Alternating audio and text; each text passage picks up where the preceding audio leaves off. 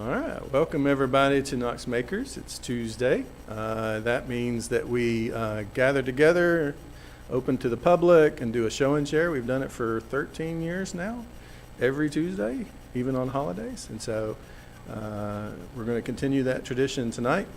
We have a sign-up sheet that people sign up as they come in, so we're just going to start with it. First up is Amy, who's going to show off a shawl.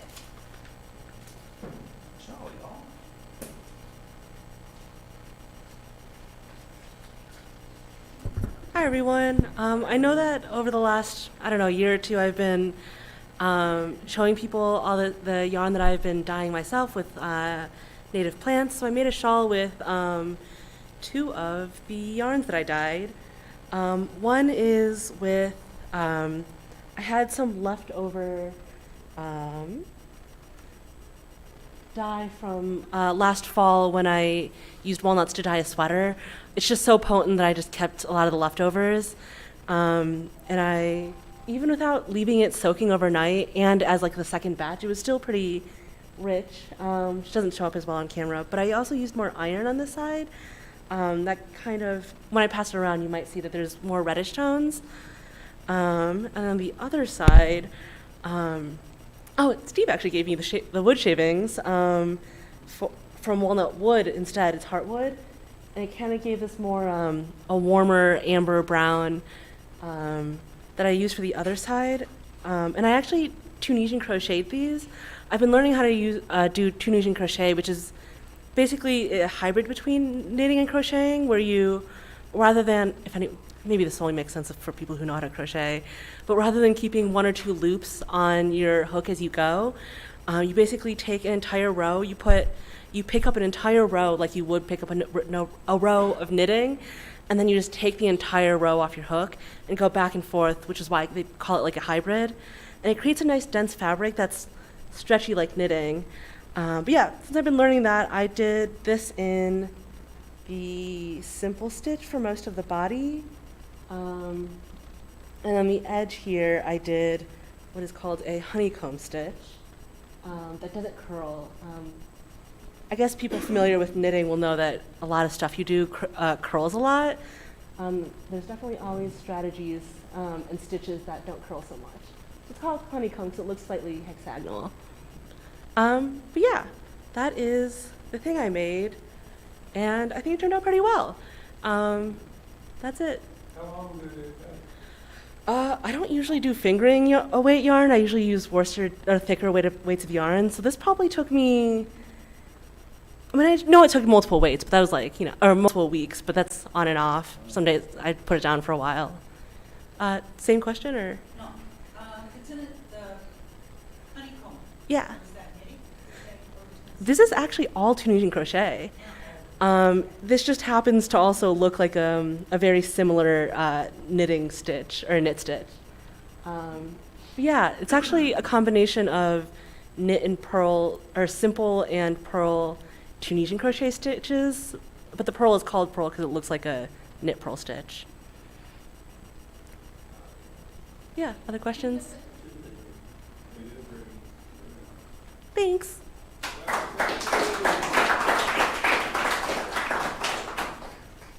Thank you, Amy. Next up, David is going to show us a metal detector.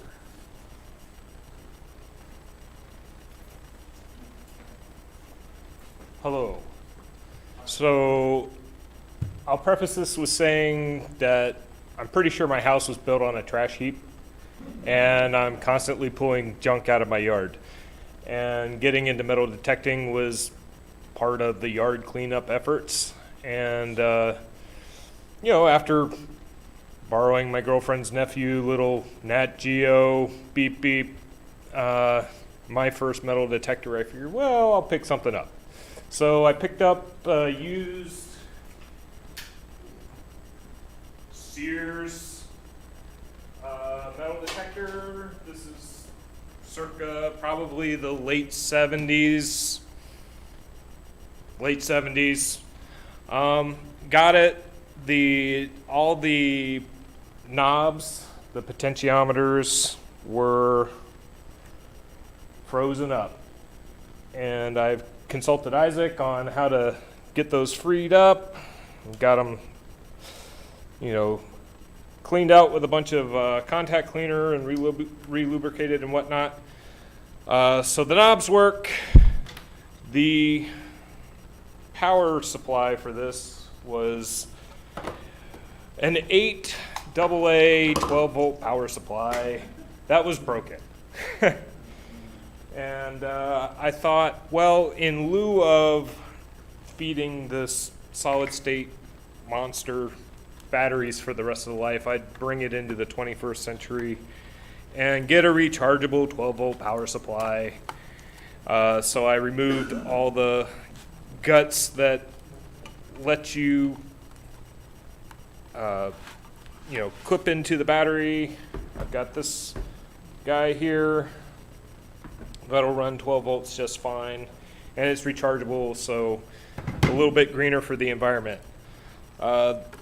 This did use your traditional 9-volt battery type clip-in battery clip or battery snap connector, whatever you want to call it.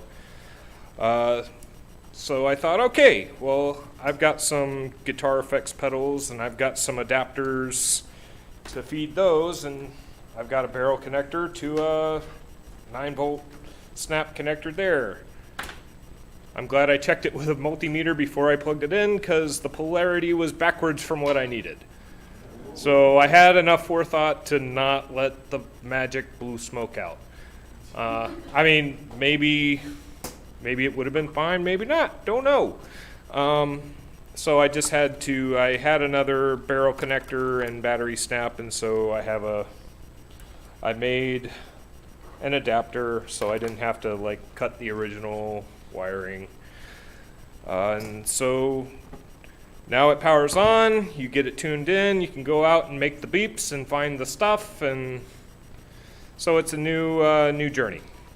So I just thought I'd share my little project there. What have you found? Garbage. I have a sampling of stuff that I pulled out of my yard that I can show you after. But yeah, coat hangers, pie plates, soda cans, aerosol cans, staples, lots of trash. Brian.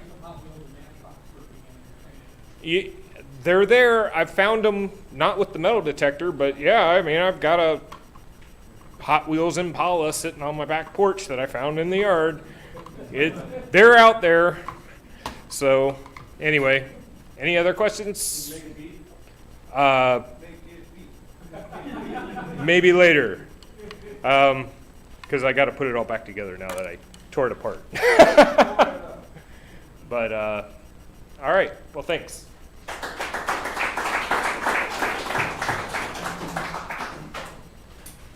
Thank you, David.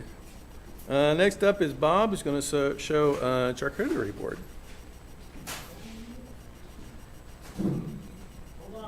He's coming. Are you opening food to share with everyone?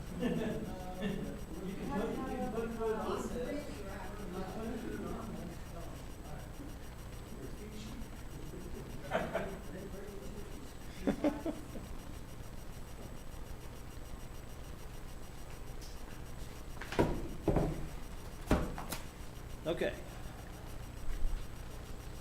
I had some pictures. Where'd they go? Here they are. All right, how does this work? Lay this here.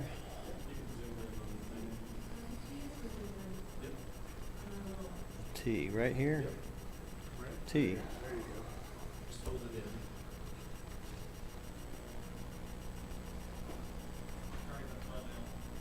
I'm upside down. You're pretty good. Something's not focused. How do you focus? Okay. All right, well, Russell's going to ask, so I'll tell you right up. I don't know how long this took. It took me a long time. I made 5. Doesn't look so good in this picture for some reason, but epoxy and olive wood. charcuterie boards. And I'm going to pass them around so y'all can see them in person. They're a little heavy. They've got, they have a little mineral oil left on them.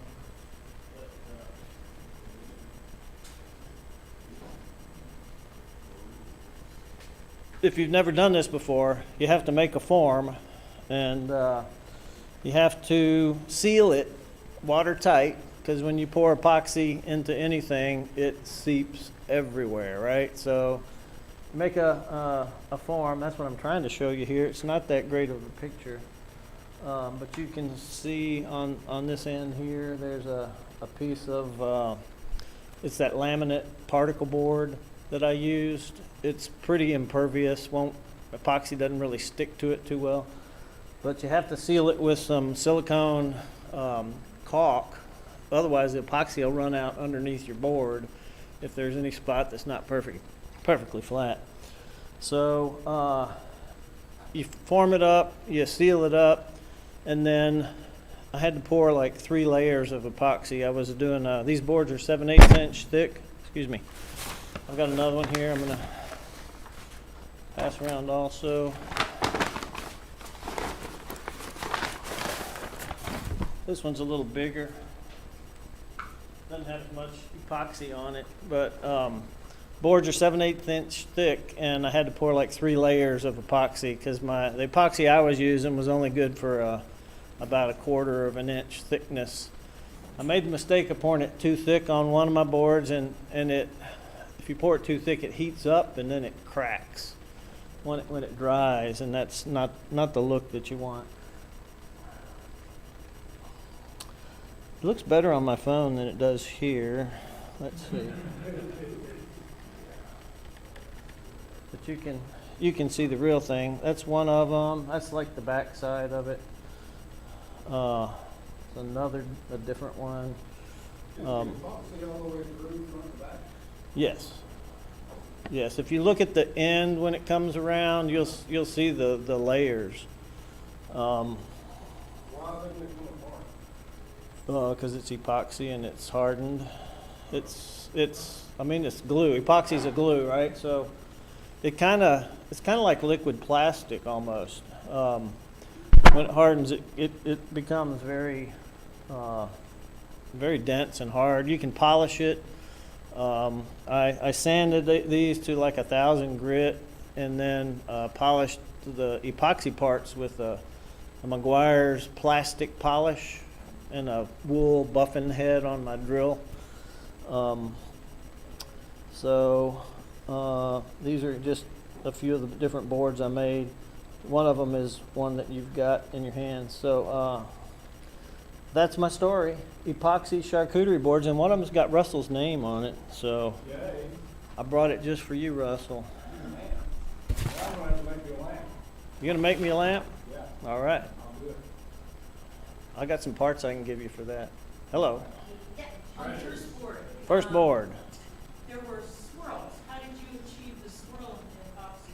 Okay, so to do the swirls, and I used like a gold metal flake pigment, and if you mix that up and just pour it, it'll all kind of settle out and be kind of weirdly just uniform. But if you wait, the epoxy takes about an hour to kind of set up. If you wait till about 45 minutes after you pour it, then you kind of dip a stick in there and swirl it. It'll stay because it's starting to set. So that's the trick there. You swirl it about 45 minutes into its set time, and it'll hold. All right. I got more of these if anybody's interested in one.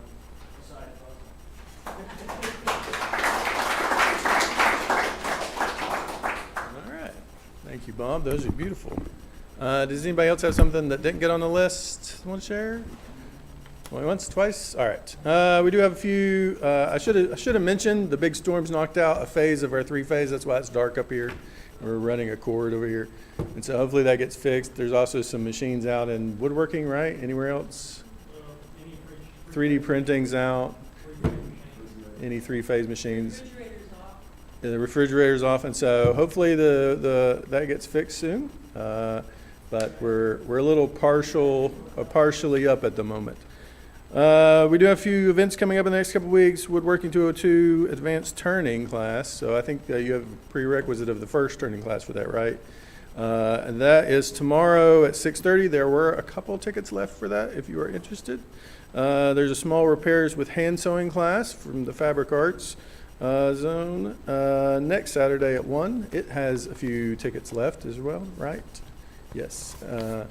So, yeah. Speaking of the refrigerator being out, due to the cost rising, our sodas are going up to 75 cents each. Still pretty cheap, I think, instead of the 50 cents. But if you get in there and you're getting a soda, it's now a little more expensive. That's all for the news for tonight and the events. We're just going to go out and hang out in the workshop. If you are new, you've not got a tour, make sure you see somebody with a red badge or me. Have questions. That's it. Let's go play.